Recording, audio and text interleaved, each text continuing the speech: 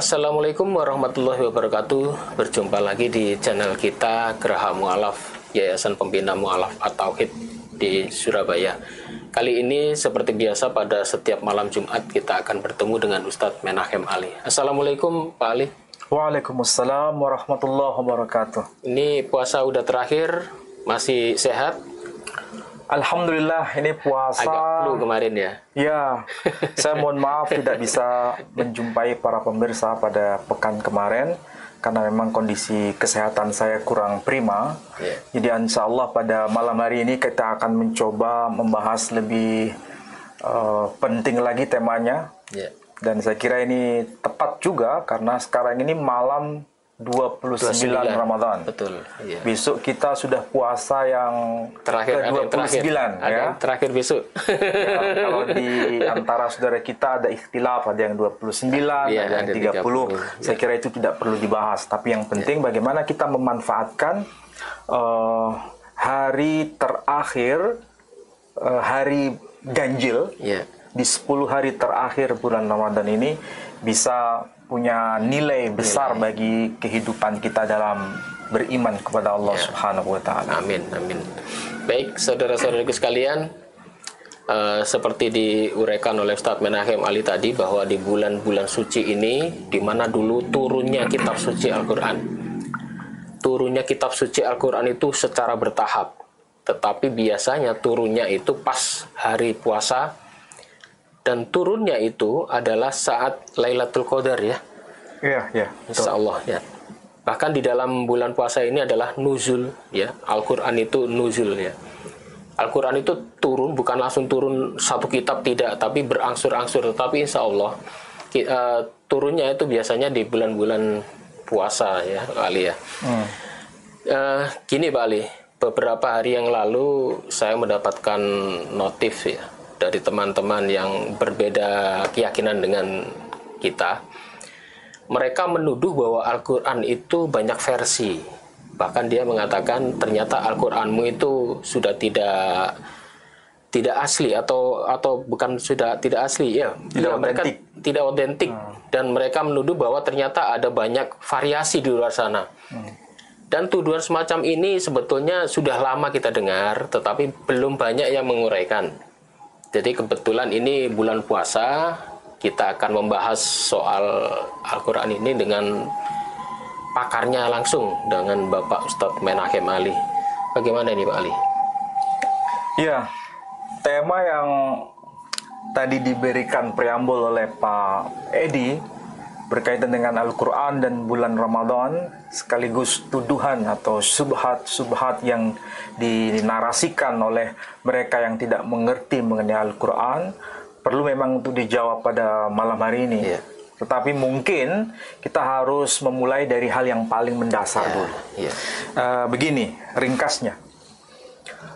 Di dalam Al-Quran itu di surah Al-Baqarah, surah yang kedua, ayat yang ke-185 disebutkan bahwa Allah Subhanahu wa Ta'ala mengaitkan antara bulan Ramadan ini dengan apa yang disebut sebagai kitab suci Al-Quranul Karim. Di frase bagian awal disebutkan demikian: Syahrul Ramadan alladzi unzila fihi al-Quran hudal lin-nasi wa bayyinatin minal huda wal furqan. Di bulan Ramadan ini Allah menurunkan Al-Quran sebagai hudal linnas, petunjuk bagi manusia. Ini yang penting untuk dicermati bahwa Al-Quranul Karim itu tanzil. Tanzil itu bukan berarti ada satu mushaf dalam bentuk buku, Al-Quran dalam bentuk mushaf berupa buku seperti ini turun dari langit kemudian melayang-layang seperti layang-layang menuju ke bumi. Bukan begitu maksudnya. Yang dimaksud tanzil itu adalah bagaimana Allah Subhanahu wa Ta'ala menurunkan firman-Nya melalui pewahyuan dan tidak bisa dipahami dalam konteks secara fisik seperti itu. Dan ini tidak hanya berlaku bagi Al-Quranul Karim, tapi juga kitab-kitab sebelumnya. Tanzil itu maknanya demikian. Jadi berupa bacaan, berupa pewahyuan secara verbatim yang diterima oleh Nabi kita Muhammad sallallahu alaihi wasallam dan diterima oleh para nabi sebelumnya. Verbatim, kata demi kata dalam bahasa tentu saja bilisani qaumi. Kalau bahasa Arab berarti itu Al-Qur'an. Kalau bahasa non Arab misalnya kitab Zabur bahasa Ibrani, kitab Taurah bahasa Ibrani, kitab Injil ikhtilaf, ada yang menyebutkan bahasa Suryani, ada yang menyebutkan bahasa Yunani. Nah, dari sini kita mulai memahami bahwa Al-Qur'anul Karim ini sebenarnya wahyu Allah yang diturunkan di bulan istimewa yang disebut Ramadan, terutama di sesuatu yang disebut dengan istilah Lailatul Qadar. Itu sudah menjadi fix pembahasan para ulama sebelum kita, maksudnya generasi salafus saleh. Nah, kemudian yang kedua, Al-Qur'anul Karim itu diturunkan pada abad ke-7 Masehi, ya, abad ke-7 Masehi. Dan Allah Subhanahu wa taala melalui Al-Qur'an bersumpah kepada kita, dalam arti menegaskan kepada kita bahwa Al-Qur'an itu terjamin. Di mana itu? Kita bisa baca di dalam bagian Al-Qur'an yang paling awal saja misalnya. Paling awal. Bismillahirrahmanirrahim. Alif Lam Mim. Dzalikal kitabu la raiba fihi hudal lil muttaqin. Disebutkan dzalikal kitab. Ai bimakna hadzal kitab. Yakni Alkitab ini yang dimaksud Al-Quran, la raiba fi. Di dalamnya tidak ada keraguan. Raib, ai bermakna syakka. Tidak ada keraguan. Ini kalau bahasa anak muda sekarang, anak milenial sekarang, sama dengan istilahnya garansi. Jadi Allah menggaransi bahwa Al-Quran ini tidak ada keraguan di dalamnya. Itu yang bisa menjadi penanda bahwa Al-Quran bukan main-main. Yang kedua, barangkali kita bisa lihat di surah Al-Hijr. Al-Hijr surah 15 ya. Surah 15 ayat yang ke-9. Sudah ketemu? Ya. Disebutkan apa? Inna nahnu nazzalna dzikra wa inna lahu lahafidun. Sesungguhnya kami, yakni Allah Subhanahu wa taala yang menurunkan Al-Qur'an dan sekaligus Allah juga yang menjaganya. Berarti ini juga merupakan garansi. Coba perhatikan ini, frase yang digunakan Quran. Kalau kalimatnya merupakan kalimat garansi, berarti bisa tidak seandainya Al-Qur'an itu diuji? Harus bisa. Harus bisa. Jadi kalau ada garansi dari Allah Subhanahu wa taala, bisa kita mengujinya. Apapun bentuk ujian yang kita lakukan, pasti garansi Allah akan menjadi bukti. Nah, itulah sebabnya kalau misalnya tadi ada orang-orang dari kalangan non-muslim yang mencoba meragukan Quran, saya kira itu biasa dan harus dijawab dan harus dibuktikan. Nah, bagaimana caranya? Biar Al-Quran sendiri yang membelanya.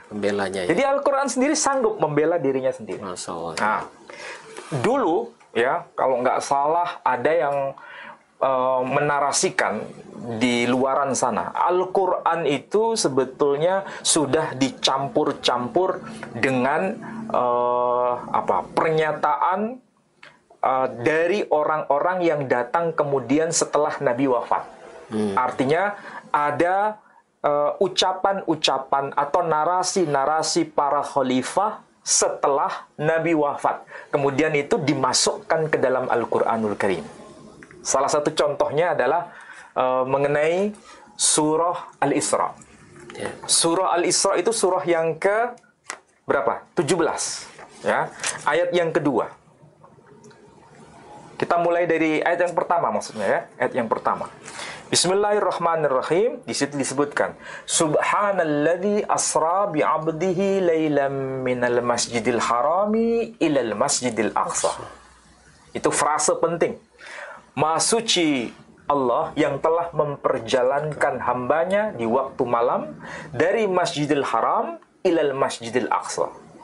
Ya, frase itu ada penanda pertama yakni Masjidil Haram, kedua Masjidil Aqsa.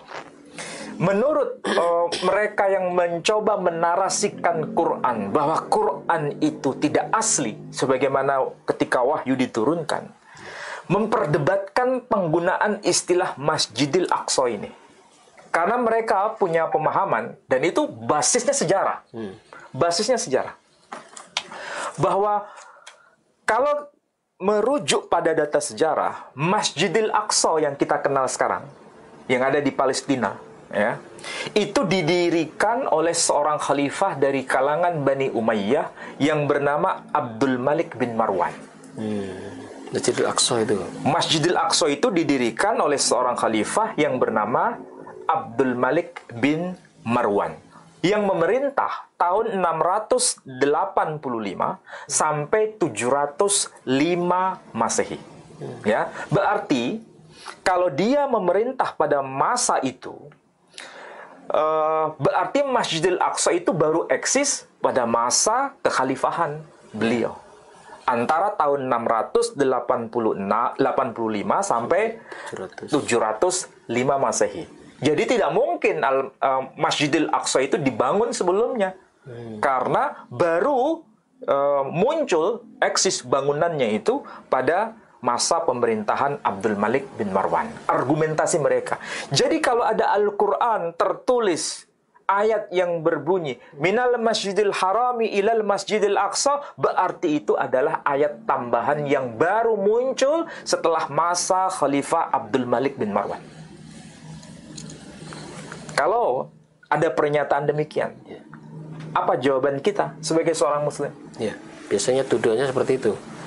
Apakah data sejarah yang menyebutkan Abdul Malik bin Marwan itu terakhir memerintah tahun 705 Masehi itu tidak valid? Valid. Memang valid secara historis tercatat.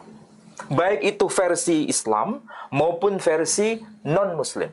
Baik versi para akademisi Muslim maupun versi kalangan revisionis Barat. Semua sepakat. Ada bukti-buktinya. Ada bukti-buktinya.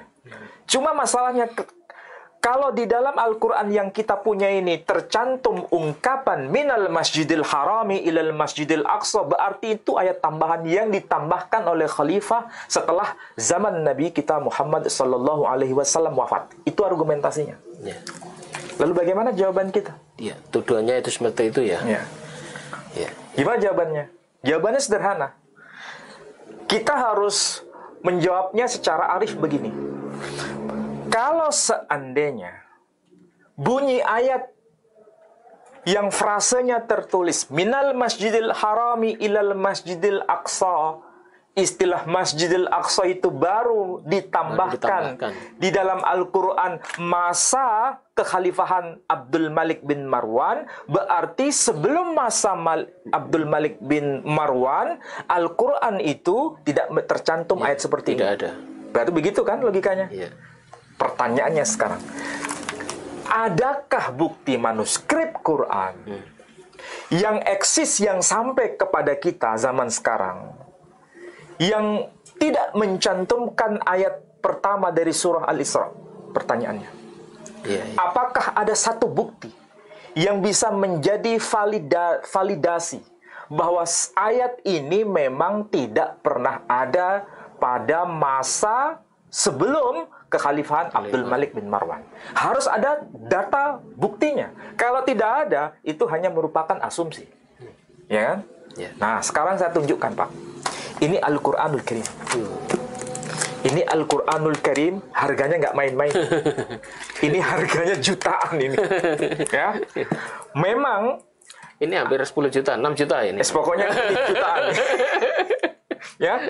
Ini Al-Mushaf As-Sarif Al-Mansub ila Ali bin Abi Talib. Ya. Jadi ini mushaf Al-Quran yang dinisbatkan kepada Ali bin Abi Talib radhiyallahu an. Dan ini memang ditemukan di San'a. Ya, makanya disebutkan San'a. Ditemukan di San'a.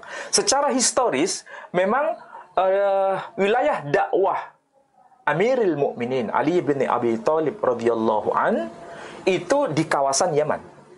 Fakta tercatat dalam dokumen Islam. Jadi kalau ditemukan di Sana'a, itu bisa divalidasi bahwa itu adalah mushaf. Kalau saya sebut ya, yang digarap istilahnya, yang ditulis oleh Ali bin Abi Thalib radhiyallahu an, atau orang yang menyalinnya berdasarkan riwayat dari Ali bin Abi Thalib radhiyallahu an. Ya. Ini kebetulan yang menerbitkan adalah ini baru dapat ini ya. Ya. Baru datang. Alhamdulillah. Al-Mushaf Asy-Syarif Hazrat Ali Nisbat Edilen. Ini bahasa Turki. Hazrat Ali Nisbat Edilen. Mushaf Asy-Syarif Sana'a Nushasi. Jadi naskah Sana'a. Ya. Nah, apa yang kita bisa lihat di sini? Nah, ini satu lembar itu difoto, Pak Edi. Oh. Nah, satu lembar Ini difoto. manuskrip aslinya ya. Iya. Jadi kita lihat di sini ya, tidak ada fathah, tidak ada kasro, tidak ada dhamma, tidak ada titik 1, tidak ada titik 2 dan seterusnya. Tapi yang di sini ini adalah Al-Qur'an dengan huruf modern sekarang. Ya. Untuk bisa dicari kesamaannya. Oh. Apakah ini ada beda atau tidak? Tapi kesimpulannya antara yang tertulis di sini dengan versi Quran yang kita punya sekarang ini sama. Oke? Nah, kita mulai dari pernyataan yang meragukan tadi bahwa ayat Al-Qur'an yang tertulis dalam surah Al-Isra, surah 17 ayat yang pertama yang frasenya tertulis minal masjidil harami ilal masjidil aqsa itu merupakan tambahan. Jawabannya sederhana. Quran Sana'a ini, ya, para ahli sudah mengidentifikasi. Ini manuskripnya, ya. Ini fotokopi manuskripnya, faksimilenya. Itu manuskrip itu abad berapa nih? Nah, ini yang ingin saya mau bicarakan. Profesor Sadeki Bergman, ini seorang profesor yang ahli di bidang kimia, radiokarbon, bahan kimia, untuk mendeteksi usia suatu naskah. Oke. Ternyata manuskrip Sana'a ini itu derajat keakuratannya dengan karbon bahan kimia itu 95%. Oh, keakuratannya. Usianya antara berapa sampai Bisa berapa? Usianya itu antara tahun 578 sampai 669 Masehi. Catat ya. 578 sampai 669 Masehi. Ini manuskrip Quran. Sementara Nabi Muhammad hidup beliau lahir tahun 571 Masehi, wafat tahun 632 Masehi. Berarti selisihnya tidak lebih dari 15 tahun setelah Nabi wafat. Oke. Masalahnya, apakah di dalam manuskrip Sana'a ini tidak tercantum ayat yang berbunyi minal masjidil harami ilal masjidil aqsa? Karena manuskripnya usianya itu 578 Masehi sampai 669 Masehi. Sementara Abdul Malik bin Marwan itu 685 Masehi sampai 705 Masehi. Berarti ini Quran eksis sebelum Khalifah Marwan menjadi khalifah. Sebelum Marwan Malik bin Marwan menjadi seorang khalifah. Apakah ada ayatnya atau tidak ada? Kita cek sekarang. Oke, kita cek sekarang ya.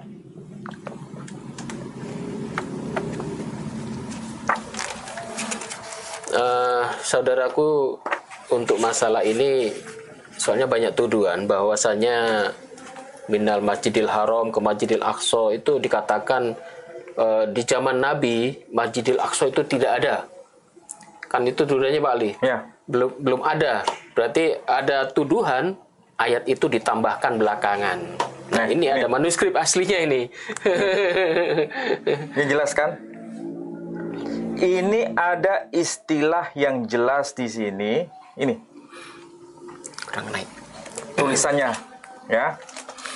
Langsung saya fokuskan pada satu kata yang menurut mereka itu ditambahkan oleh Khalifah Abdul Malik bin Marwan atau orang-orang yang hidup sezaman atau setelah zaman beliau. Nabi, Ya. Sementara ini manuskrip jelas tertulis. Apa itu? Di sini tertulis Ilal Masjidil Aqsa. Jelas kan? Ilal Masjidil Aqsa. Ini Aqsa. Jelas, saya ulangi lagi. Al-Aqsa.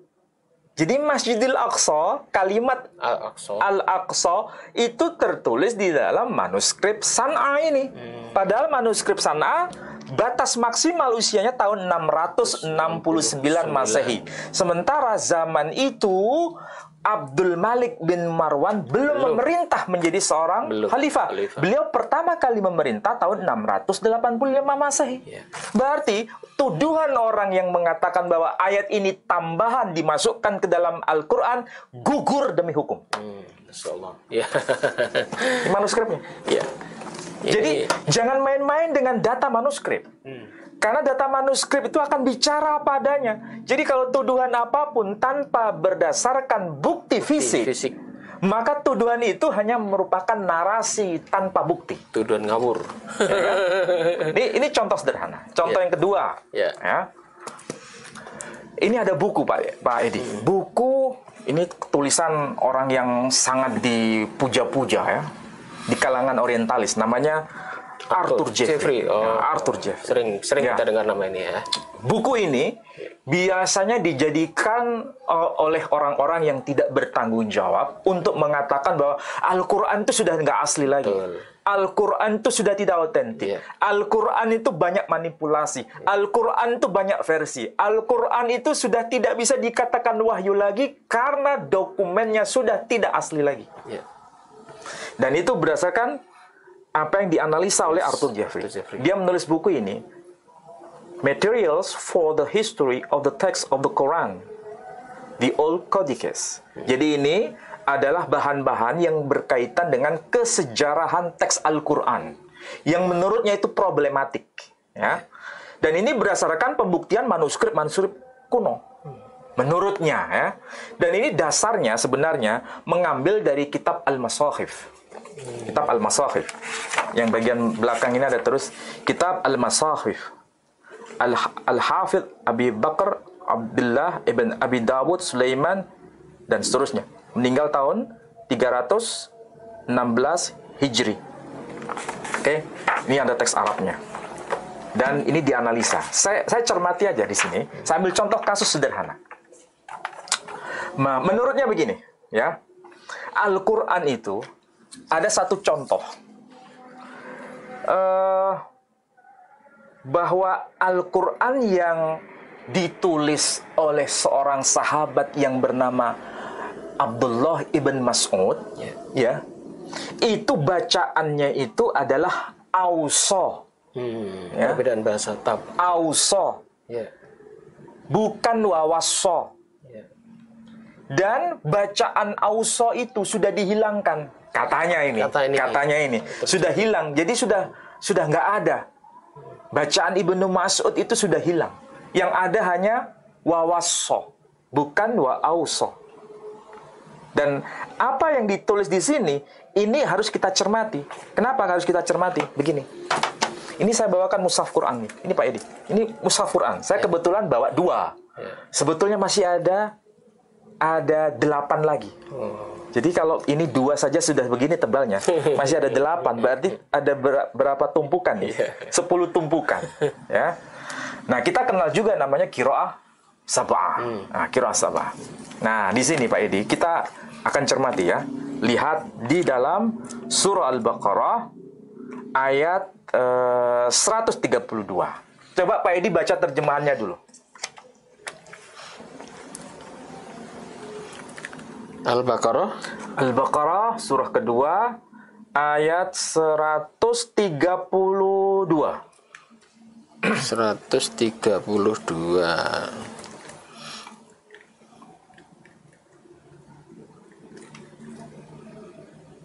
Ya, temu? Satu. Al-Baqarah ayat 132. Dan Ibrahim mewasiatkan ucapan itu kepada anak-anaknya. Demikian pula Yakub. Wahai anak-anakku, sesungguhnya Allah telah memilih agama ini untukmu. Maka janganlah kamu mati kecuali dalam keadaan muslim. Ya, itu terjemahannya. Ya. Kita lihat tuduhan ya bahwa Al-Quran itu sudah tidak asli lagi. Salah satu contohnya ada pewahyuan yang diterima oleh Nabi sebagaimana yang diriwayatkan oleh Abdullah ibn Mas'ud, bacaannya wa awsa itu hilang. Nggak dipakai lagi. Yang ada hanya wawassa. Wawassa. Nah, dan argumentasinya di sini. Ini kita lihat, ini Al-Qur'anul Karim. Bacaannya apa?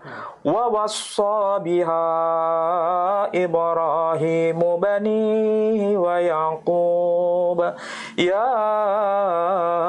baniya innallaha astafa lakumuddin fala tamutunna illa wa antum muslimun.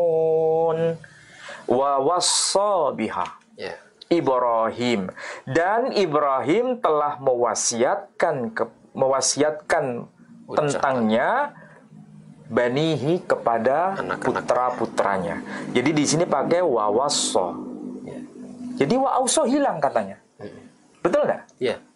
Di sini hilang. Tapi sebenarnya nggak hilang Pak ini. Nggak hilang. Di mana? Ini Quran. Ini Quran. Lihat ya di sini. Ini ada ayat. Ayat ini Quran mengatakan wa ausa biha Ibrahimu banihi wa Yaqub ya baniya innallaha astafa lakumuddin fala tamutunna illa wa antum muslimun. Wa ausa biha. Ini masuk apa ini? Nah, ini bingung ya? Kalau ini Al-Quran tertulis tadi apa? Wa wassa biha. Di sini tertulis apa? Wa ausa biha. Jadi ini adalah bacaan sahabat Abdullah ibn Mas'ud yang masih terpelihara. Masih terpelihara. Jadi kalau begitu hilang atau tidak hilang? Tidak hilang. Tidak hilang. Dan itu dilestarikan di mushaf. Ini juga di sini. Jadi wa wassa biha juga dipakai, wa ausa biha dipakai. Tapi artinya? Artinya sama. Ini hanya dialek. Hanya dialek. Jadi orang ya kalau nggak paham itu kadang terlalu menyederhanakan masalah. Dan itu dimasalahkan oleh Arthur Jeffrey tadi. Iya, seakan-akan bahwa Al-Quran itu berubah. Berubahnya di mana? Nabi sendiri mengajarkan dalam keragaman. Keragaman bacaan. Sejak dari awal Nabi merekomendasi itu, keragaman bacaan. Mau dibaca wa ausa biha, boleh. Mau dibaca wa wassa biha, boleh. Dan sahabat yang bernama Khalifah Utsman ibn Affan menghimpun semuanya itu sesuai dengan dialek yang beliau dengar dan para sahabat dengar, dan itu dikompilasi dalam wujud yang namanya Mushaf Utsmani. Jadi Mushaf Utsmani itu ada berapa? Sekian tumpuk yang disebarkan di berbagai kota. Itu semua disebut Mushaf Utsmani dengan berbagai lahjah yang beragam. Dan semuanya diterima dan dihafalkan oleh para sahabat dan termasuk generasi kita sekarang. Jadi nggak ada yang hilang. Jadi kalau dikatakan dihilangkan atau sengaja dihilangkan, kemudian tidak muncul dalam Al-Quran yang kita punya, faktanya muncul dalam Al-Quran yang kita punya. Cuman perbedaan lahjah, dialek di situ. Dialek itu ya. Iya. Baik, ini Pak Ali, ini menarik karena apa? Karena ini websitenya ini pakai nama sunnahnabi.com. Ya, jadi hati-hati ya untuk kaum pemirsa di sana, jangan seakan-akan karena di sana banyak tulisan Arab, kaligrafi Arab, bahkan namanya mereka memakai nama seperti Islami loh. Sunnahnabi.com, ternyata isinya itu banyak sekali mengkritisi soal Islam, bahkan dia mengatakan bahwa Al-Quran itu ada 45.000 sekian perbedaan pada 26 Al-Quran katanya. Tetapi sabar ya, ini tadi udah satu dibicarakan oleh Ustadz Menahem Ali, nanti kedepannya Pak Ali mungkin akan lebih mendalam lagi. Ini hanya preambul. Ya, preambul saja. Bahwa barang buktinya masih ada. Banyak sekali ditemukan. Barang buktinya masih ada yang katanya sudah dihilangkan atau sengaja dihilangkan, dihapus. Ternyata faktanya di Quran ini ada. Di Quran ini juga ada. Mau yang wa wassabiha Ibrahim ada. Wa ausabiha Ibrahim ada. Kemudian yang di mushaf San'a ini yang katanya ditambahkan oleh orang-orang setelahnya. Karena faktanya ini mereka membagi dua Pak Ali. Jadi ada yang Quran Hafs, kemudian yang dari Wars. Ini Wars. Itu Wars. Ini Hafs. Itu dibandingkan ini. Dia temukan ada sekitar katanya ada 45.000 perbedaan. Nanti kita bahas. Jadi mereka ini membenturkan kita bahwasanya mereka mengatakan kan di dalam Al-Quran sudah dijamin. Tadi ayatnya sudah dibacakan di dalam Al-Hijr ayat 9. Di An-Nahl 44 juga ada, di Al-Waqiah ayat 78 juga ada, dan An-Naml 75 juga ada Pak Ali. Jadi mereka menuduh bahwa ternyata ayat-ayat ini, jaminan Allah yang menjamin keaslian, itu dipertanyakan oleh mereka karena ada 45.000 katanya. Berarti mereka tidak paham soal ini, Pak Ali. Bahkan mereka memisahkan antara terjemahan dari Hafiz kemudian dari Wars, itu dibenturkan seakan-akan itu perbedaan. Padahal itu hanya dialek Pak Ali ya, dan artinya sama lagi. Ya, nanti ada pembahasannya lebih rigid setelah Lebaran, insya Allah ya. Insya Allah setelah Lebaran ya. Karena memang begini, orang yang tidak belajar Al-Quran secara mendalam, kalau ada informasi seperti itu narasinya, seakan-akan Al-Quran ini kok beda dengan yang versi ini, kenapa bisa berbeda, bagaimana itu perbedaannya, contohnya seperti apa, itu blank. Kalau dia tidak paham seperti yang saya jelaskan tadi. Tapi memang begitulah cara orang untuk meragukan Quran ya, karena mereka punya misi untuk meragukan Quran. Tapi mereka tidak sadar bahwa kitab suci mereka sendiri itu lebih parah daripada tuduhan yang mereka alamatkan. Iya, nanti kalau kita bahas itu kena undang-undang IT nanti kita balik. Kita bahas Al-Quran dulu. Yang jelas di luar sana, kitab-kitab di luar Al-Quran pasti lebih banyak lagi, karena Ustadz Menahem Ali sudah meneliti ya. Dan ini kita bukan hanya omong kosong Pak Ali ya. Ada bukti-bukti, nanti soal itu bakal kita bahas juga, jangan khawatir ya.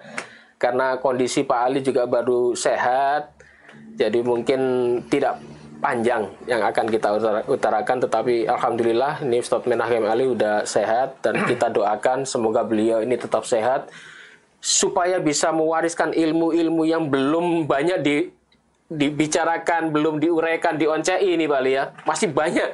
Pak Ali gudang ilmu, jadi di rumah beliau banyak buku-buku yang belum sempat diutarakan semuanya. Tetapi Alhamdulillah lewat media YouTube ini, lewat di Geraha Mu'alaf, kemudian di channel Ustadz Menahem Ali Official, dan juga di channel saya Edi Prayitno, insya Allah ya, akan setiap malam Jumat rutin Pak Ali akan membeberkan ilmunya. Jadi ini sangat berguna sekali untuk umat muslim yang di luaran sana kadang-kadang difitnah, dipojokkan, dan umat muslim belum banyak yang bisa menjawab. Tetapi Alhamdulillah di sini kita sudah punya Ustadz Menahem Ali, bahkan bukunya ini Masya Allah ini mahal ini. Dan beliau rela membeli ini karena cinta ilmu ya. Orang kan kalau udah cinta ilmu itu udah nggak pandang biaya, nggak pandang pengorbanannya, sangat luar biasa ya. Masya Allah. Mungkin Pak Ali bisa. Saya ada yang lupa Pak Edi. Iya Pak Ali. Tapi Pak Edi cukup hanya melihat dari bukti fisik ya. Kira-kira kalau Pak Edi melihat tulisan ini ada sesuatu yang asing tak? Ini kalau saya baca, wa auso biha Ibrahimu banihi. Kira-kira kalau Pak Edi lihat, kemudian di sini wa Yaqub. Di sini ada sesuatu yang aneh nggak Pak Edi? Wa Yaqub. Tulisannya wa Yaqub. Ini bacanya wa Yaqub atau apa Pak Edi? Kalau menurut Pak Edi ya? Iya, Yakub. Nah, betul Yakub? Iya. Ini titiknya berapa? 1. Titiknya 1. Iya. Hah? Kok dibaca Yakub? Iya. Berarti ya kan? Nah, ini kan. Jadi ini, terus kemudian ada kata. Ini dibaca apa? Kalau saya bacanya kola. Kalau Pak Edi bacanya apa? Iya. Kola. Bukan, ini titiknya 1. Titik 1, iya.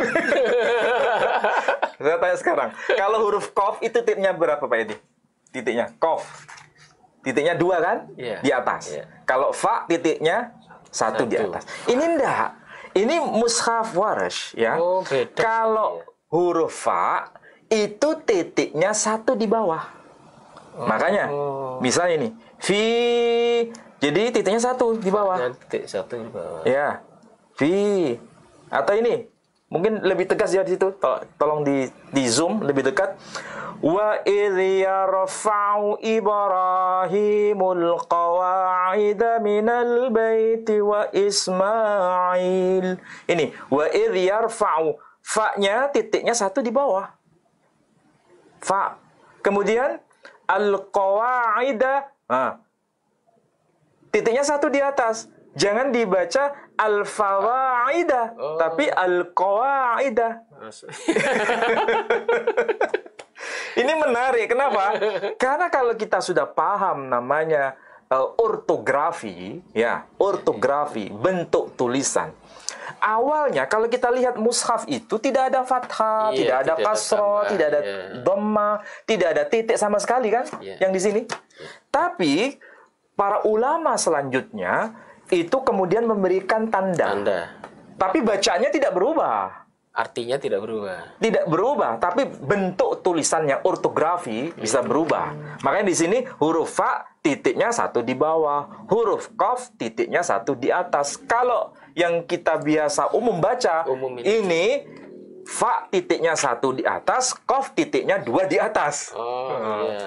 Ini sama-sama terbitan Saudi Arabia. Coba bayangkan. Sama-sama Saudi Arabia. Saya ingat siapa dulu ya? Mungkin Gracia atau apa dia mempertanyakan yang soal itu. Gracia Pelu yang sekarang yang di penjara ini dulu pernah membuat kehebohan.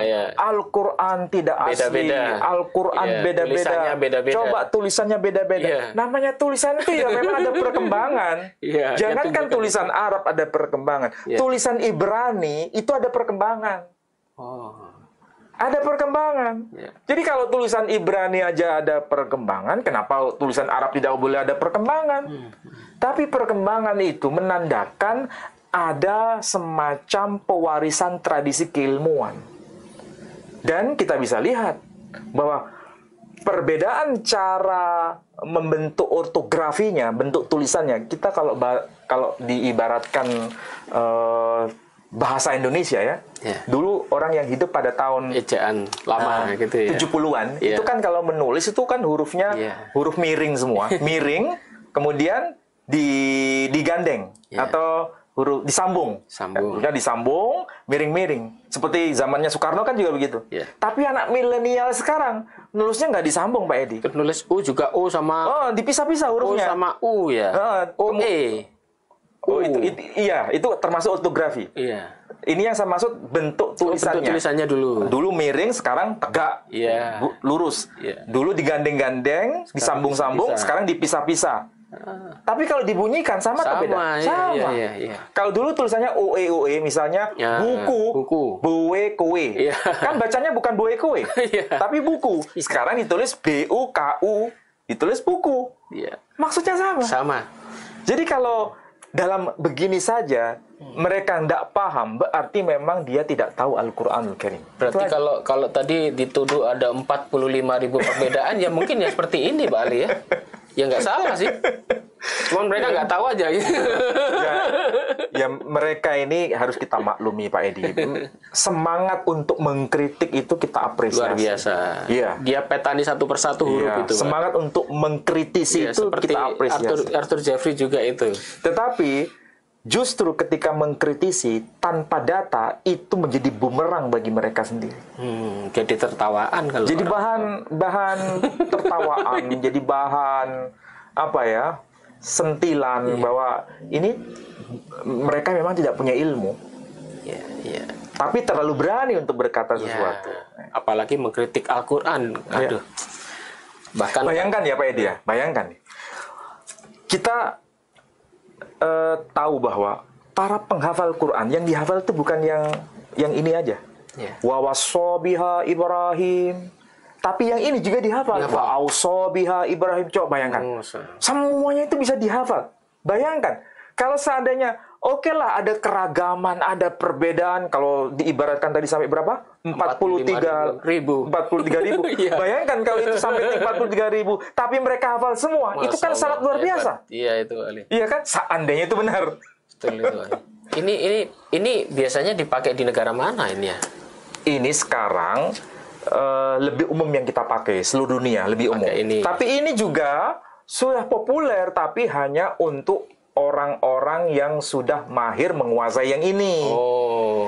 Tapi kalau belum menguasai ini, biasanya mereka belum tahu ini. Maksudnya mengetahui ini secara total baru belajar ini. Tapi sekarang Saudi Arabia sudah menerbitkan bukan hanya 2. Masya ada lagi? Ada lagi. Itu Cuma saya nggak bawa. Kalau saya bawa, pernah dibahas oleh Paul Zhang. Dia bilang Al-Quran itu terbitan Arab Saudi ada 3 atau 4 katanya. Ya, dan 4. Itu beda-beda tulisannya. Tuh, berarti memang beda tulisan. Terus beda tulisan kenapa? Iya, tadi udah dijelaskan ya. Jadi seperti tuduhan Paul Zhang itu. Karena dia nggak bisa baca. Jadi tertawaan dia akhirnya. Waktu itu kayaknya hebat dia. Wah hebat ini. Di Al-Quran dia tunjukkan ada 4 Al-Quran versi dengan tulisan berbeda. Bahkan hurufnya tadi dia katakan ada beda-beda. Ada 45.000 perbedaan. Dan ternyata itu bukan hal aneh. Perkembangan tulisan Bali. Iya. Tetapi dan dilestarikan sampai dan sekarang. dilestarikan, tapi intinya tidak merubah makna, tidak merubah bunyi. Jadi itu yang biasanya mengetahui adalah orang-orang ilmu apa itu Bali? Ulumul Quran, belajar ulumul Quran. Itu ya. Jadi supaya pemirsa paham, jadi kesimpulan kali ini adalah ternyata Al-Quran bisa menjawab sendiri, nggak usah kita bela-bela. Yang jelas kita harus menguasai ilmunya dulu Bali. Kalau tidak menguasai ilmunya, sedangkan mereka mengatakan Al-Quran ada perbedaan, ada versi yang lain, bahkan mereka bisa menunjukkan perbedaan tulisan loh. Dia bisa tunjukkan perbedaan antara ini dan ini, tulisannya beda-beda ini. Perbedaan tulisan memang yang satu titiknya di atas, yang satu yang di bawah. Iya, dan itu dipermasalahkan ini. Dan ternyata itu memang perkembangan dari tulisan. Jadi mereka tidak paham aja Bali. Jadi dari uraian ini, semoga ini preambul ini bisa membuka wacana ya. Sebelum kita masuk ke dalam yang lebih dalam detail lagi, lebih kita oncai satu persatu. Ini soalnya banyak ini tudahnya Bali. Antara kul dan khola. Nah, seperti itu ya, seperti nanti kita bahas kita bahas ya. Panjang banyak ini disebutkan satu persatu. Tetapi yang jelas kita wajib berhati-hati terhadap website-website yang mengatasnamakan memakai nama-nama sunnahnabi.com, kemudian Isa apa itu? Isa dan Islam. Isa dan Islam. Padahal itu adalah website-website dari non-Muslim. Dan itu tujuannya memang menghancurkan Islam. Kita wajib berhati-hati. Jadi demikian saudaraku, kita ingatkan sekali lagi bahwa Geraha Mu'alaf ini punya program pembangunan pondok pesantren di Jombang yang saat ini alhamdulillah kita ucapkan banyak terima kasih Pak Ali. Para donatur setelah kita beritahukan, ini banyak donatur yang sudah memberikan sumbangan.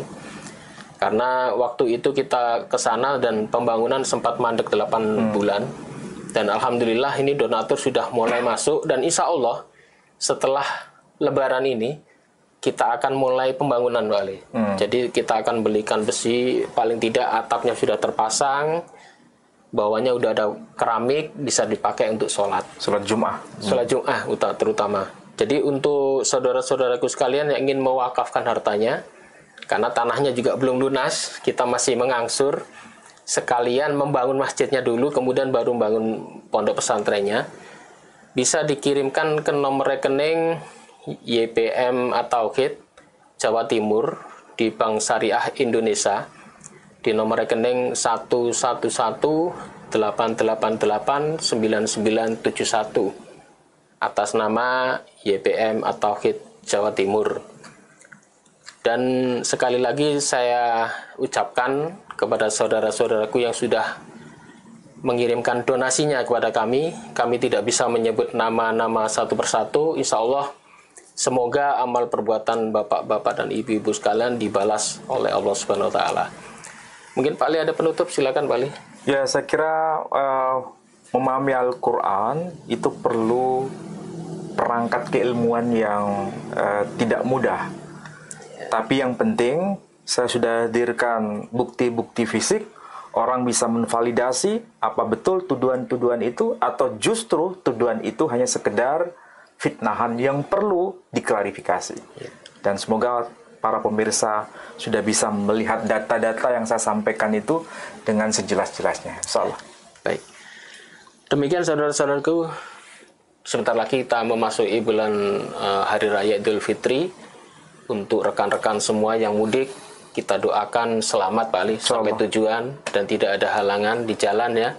Dan untuk yang merayakan, kami ucapkan selamat Hari Raya Idul Fitri dan mohon maaf lahir batin Pak Ali. Mohon maaf. Jadi kalau kita, saya dan Pak Ali mempunyai kesalahan dalam pengucapan, kami berdua memohon maaf sebesar-besarnya.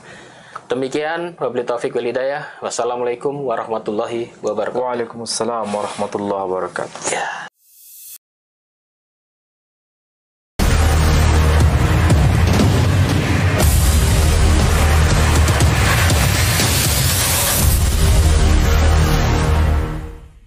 Assalamualaikum warahmatullahi wabarakatuh. Saudara-saudaraku sekalian, saat ini saya berada di lokasi pembangunan pondok pesantren Yayasan Pembina Mu'alaf At-Tauhid Jawa Timur ya. Lokasinya ada di Desa Wonosalam, Jombang, Jawa Timur. Lokasi ini akan kita bangun sebuah pondok pesantren Islam Center ya, terutama untuk pembinaan mu'alaf dan juga pondok yang pondok modern, terutama tentang ilmu-ilmu kristologi dan sejenisnya ya. Di belakang kita ini sudah ada sebuah masjid yang sudah kita bangun. Kebetulan ini ada pengurus dari Yayasan Pembina Mu'alaf At-Tauhid. Assalamualaikum warahmatullahi wabarakatuh. Waalaikumsalam warahmatullahi wabarakatuh. Ini adalah Bapak Menahem Ali, beliau pengurus pusat dari Yayasan Pembina Mu'alaf. Biar beliau nanti bisa jelaskan kondisi terakhir ya, kondisi terakhir pembangunan pondok pesantren dari Yayasan Pembina Mu'alaf. Silakan Pak Ali. Assalamualaikum warahmatullahi wabarakatuh. Alhamdulillahirabbil alamin wassalatu wassalamu ala habibina Muhammad wa ala alihi wa ashabihi wa sallama tasliman katsira. Asyhadu an la ilaha illallah wahdahu la syarikalah wa asyhadu anna Muhammadan abduhu wa rasuluh la nabiyya ba'dah. Kita panjatkan pujian dan syukur kita kehadirat Allah Subhanahu wa taala, dan pada pagi ini saya, pembina Geraha Mu'alaf atau Yayasan Pembina Mu'alaf At-Tauhid, berada di kawasan Wonosalam, Jombang. Dan kebetulan saudara-saudara, di belakang kita ada bangunan masjid yang belum selesai. Kenapa belum selesai? Karena kita kendala dana. Pembangunan masjid ini berhenti secara total sekitar 8 bulan. Kalau misalnya bangunan ini naik ke atas, kita rancang dana yang dibutuhkan sekitar 250 juta atau 300 juta. Berarti bangunan ini masih belum layak untuk ditempati sebagai sarana ibadah. Tapi saudara-saudara sudah bisa lihat dengan adanya donatur yang cukup intensif untuk memberikan sebagian harta yang disodakohkan kepada Yayasan Geraha Mu'alaf atau Yayasan Pembina Mu'alaf At-Tauhid, sangat berperan penting dalam rangka merampungkan masjid ini. Mudah-mudahan kalau saudara-saudara punya rezeki yang banyak, bisa diberikan kepada sumbangan masjid ini, mudah-mudahan bisa dimanfaatkan untuk keislaman di kawasan ini. Saudara-saudara, selain bicara mengenai masjid ini, kita juga sudah membebaskan 1 hektar lebih, dan itu sudah lunas. Yang belum adalah 2 hektar. 2 hektar ini masih berada di kawasan ini dan kita harus merampungkannya.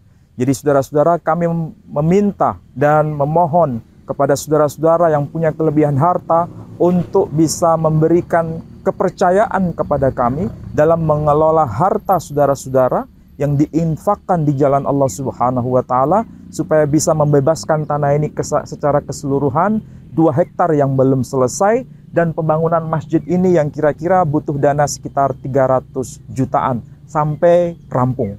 Mudah-mudahan dengan apa yang sudah saya sampaikan ini, saudara-saudara tergerak untuk memberikan infaknya kepada kami, dan insya Allah kami amanah untuk menunaikan itu semua. Saya kira demikian. Wassalamualaikum warahmatullahi wabarakatuh. Demikian saudara-saudaraku sekalian, jika ada yang mau menginfakkan sodakohnya bisa dikirim ke rekening Bank Syariah Indonesia Jawa Timur di nomor rekening 11188899971. Saya ulangi ya, 11188899971 atas nama Yayasan Pembina Mu'alaf At-Tauhid Jawa Timur. Uang Anda istiqomah, kami jalankan dengan benar dan tidak ada penggunaan di luar pembangunan ya, untuk khusus untuk pembangunan wilayah Jawa Timur dan juga untuk pembangunan pondok pesantren. Tolong gerakan ini didukung, dan untuk saudara-saudaraku yang sudah menginfakkan, yang sudah berdonasi, uang bapak-bapak, uang ibu-ibu semua sudah kami jalankan sebetulnya, tetapi untuk mengangsur tanah waktu itu. Jadi pembangunan masjid ini akhirnya berhenti. Sudah 8 bulan berhenti. Itulah sebabnya kami mengetuk hati Bapak Ibu sekalian untuk mau berdonasi kembali supaya program dari YPM Jawa Timur ini bisa segera terrealisasi dan pondok dan masjid ini bisa segera dibuka. Terima kasih Pak Ali. Sama-sama. Assalamualaikum warahmatullahi wabarakatuh. Waalaikumsalam warahmatullahi wabarakatuh.